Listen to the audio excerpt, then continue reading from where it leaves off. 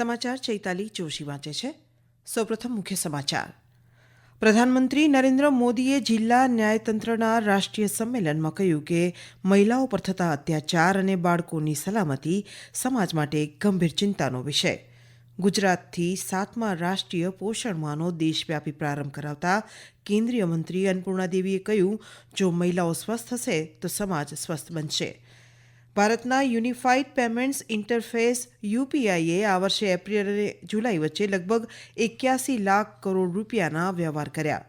ગુજરાતમાં વરસાદમાં નોંધપાત્ર ઘટાડો થતાં પૂરની સ્થિતિ સામાન્ય થઈ. અસરગ્રસ્ત જિલ્લાઓમાં રાહત અને બચાવ કામગીરી યથાવત અને ભાજપના ધારાસભ્યોના પ્રતિમંડળે દિલ્હીની સરકારને બરતરફ કરવાની માંગ કરી. સમાચાર વિગતવાર. પ્રધાનમંત્રી નરેન્દ્ર મોદીએ કહ્યું કે મહિલાઓ પર થતા અત્યાચાર અને બાળકોની સુરક્ષા સમાજ માટે ગંભીર ચિંતાનો વિષય છે. તેમણે કહ્યું કે દેશમાં મહિલાઓની સુરક્ષા માટે ઘણા કડક કાયદા બનાવવામાં આવ્યા છે, પરંતુ તેને વધુ સક્રિય બનાવવાની જરૂર છે. શ્રી મોદીએ ઉમેર્યું કે મહિલાઓ પર થતા અત્યાચારના કેસમાં જેટલી ઝડપથી નિર્ણય લેવાશે તેટલી જ મહિલાઓને સલામતીની ખાતરી મળશે. પ્રધાનમંત્રીએ નવી દિલ્હીમાં ભારત મંડપમ ખાતે જિલ્લા ન્યાયતંત્રની 2 દિવસની રાષ્ટ્રીય પરિષદના ઉદ્ઘાટન દરમિયાન આ મુજબ જણાવ્યું હતું. શ્રી મોદીએ કહ્યું કે સર્વોચ્ચ અદાલતના 75 વર્ષ લોકશાહી માતા તરીકે ભારતનું ગૌરવ વધારે છે. તેમણે વધુમાં આ મુજબ જણાવ્યું. सुप्रीम कोर्ट के ये 75 वर्ष मदर ऑफ डेमोक्रेसी के रूप में भारत के गौरव को और अधिक बढ़ाते हैं. ये हमारे उस सांस्कृतिक उद्घोष को बल देते हैं जो कहता है सत्यमेव जयते नानृतम.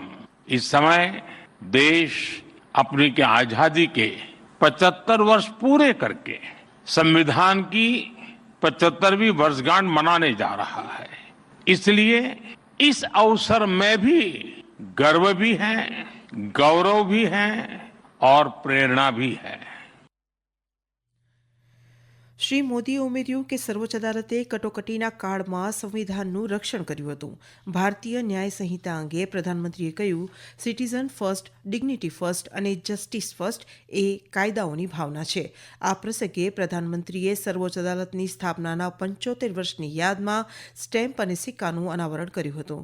સર્વોચ્ચ અદાલતના ન્યાયમૂર્તિ જસ્ટિસ ડીવાય ચંદ્રચૂડે જણાવ્યું હતું કે આ સંમેલન જિલ્લા ન્યાયતંત્ર અને અન્ય તમામ લોકો વચ્ચે સંવાદને સરળ બનાવશે, જેથી સીધા ન્યાયતંત્રના ન્યાયાધીશોની ચિંતાઓને સમજી શકાય અને ભારતીય કાયદાકીય વ્યવસ્થાના ભાવિ માટે સામૂહિક દૃષ્ટિકોણ તૈયાર કરવામાં સક્ષમ બને. જો મહિલાઓ સ્વસ્થ રહેશે તો સમાજ સ્વસ્થ બનશે. આહાર શુદ્ધ હશે તો ચેતના પણ શુદ્ધ હશે. ગાંધીનગરથી 7મા રાષ્ટ્રીય પોષણ માસની ઉજવણીનો દેશવ્યાપી પ્રારંભ કરાવતા કેન્દ્રીય મહિલા અને બાળ વિકાસ મંત્રી અન્નપૂર્ણા દેવીએ આ મુજબ જણાવ્યું હતું. ગાંધીનગરના મહાત્મા મંદિર ખાતે યોજાયેલા કાર્યક્રમમાં રાજ્યના મુખ્યમંત્રી ભૂપેન્દ્ર પટેલ તેમજ મહિલા અને બાળ કલ્યાણ મંત્રી ભાનુબેન બાબરિયા પણ ઉપસ્થિત રહ્યા હતા.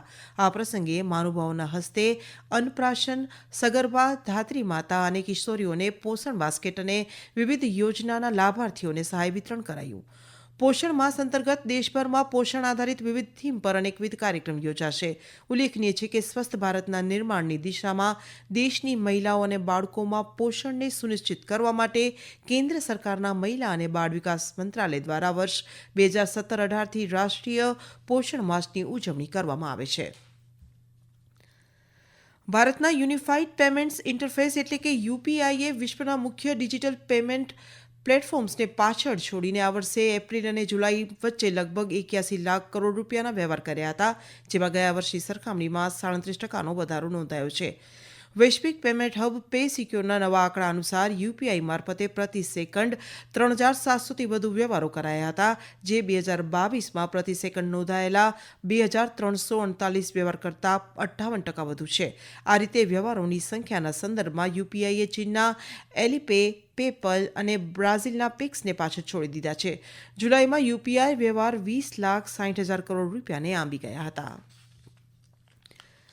સૂક્ષ્મ, લઘુ અને મધ્યમ ઉદ્યોગ મંત્રી જીતેન રામ માંઝીએ આજે નવી દિલ્હી ખાતે ખાદી મહોત્સવ 2024 અંગે સમીક્ષા બેઠક યોજી હતી. ખાદી અને ગ્રામોદ્યોગ પંચ દેશમાં ખાદીને પ્રોત્સાહન આપવા માટે આ વર્ષે ઓક્ટોબર મહિનામાં આ મહોત્સવનું આયોજન કરશે. બેઠકમાં શ્રી માજીએ ખાદી અને ગ્રામોદ્યોગ ક્ષેત્રમાં પ્રદર્શન અંગેની પણ સમીક્ષા કરી હતી. તેમણે યોજનાના અમલીકરણના માધ્યમથી આ ક્ષેત્રમાં કરવામાં આવતા પ્રયાસોને વેગ લાવવા પર ભાર મૂક્યો હતો. લોકો ખાદીના વસ્ત્રો પહેરવા અને ગ્રામ વિસ્તારમાં રોજગારીના સર્જનમાં યોગદાન આપી શકે તે માટે દેશભરમાં ખાદીના પ્રચાર અને પ્રસાર પણ શ્રી માજીએ ભાર મૂક્યો હતો. આ સમાચાર આપ આકાશવાણી પરથી સાંભળી રહ્યા છો.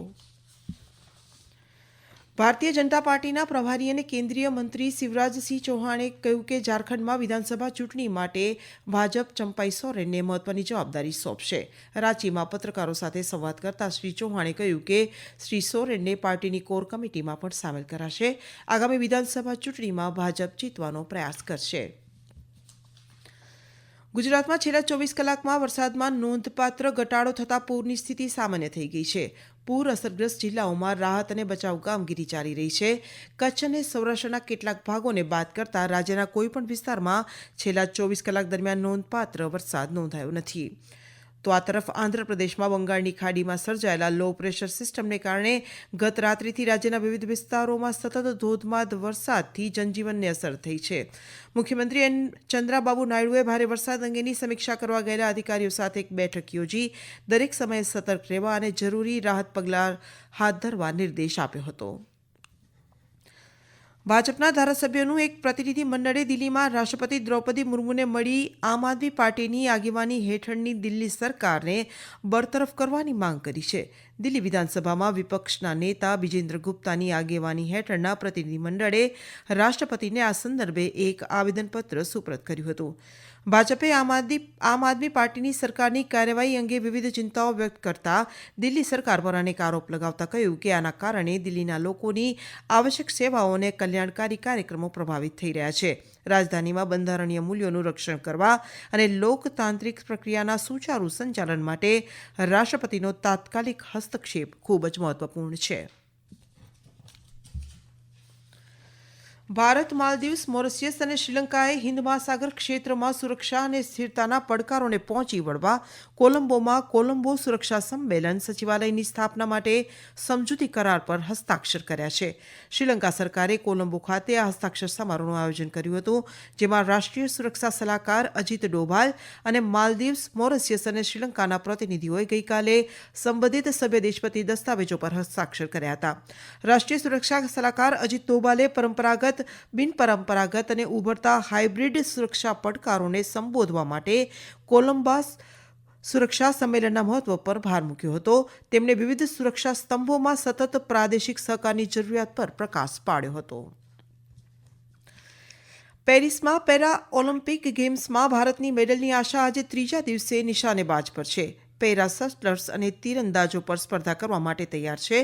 શૂટિંગમાં સ્વરૂપ મહાવીર ઉન્હાલકર પુરુષોની 10 મીટર એર રાઇફલ સ્ટેન્ડિંગ SH1ના ક્વોલિફિકેશન રાઉન્ડમાં ભાગ લેશે, જ્યારે રૂબીના ફ્રાન્સિસ આજે બપોરે મહિલાઓની 10 મીટર એર પિસ્તોલ SH1માં ક્વોલિફિકેશનમાં રમશે.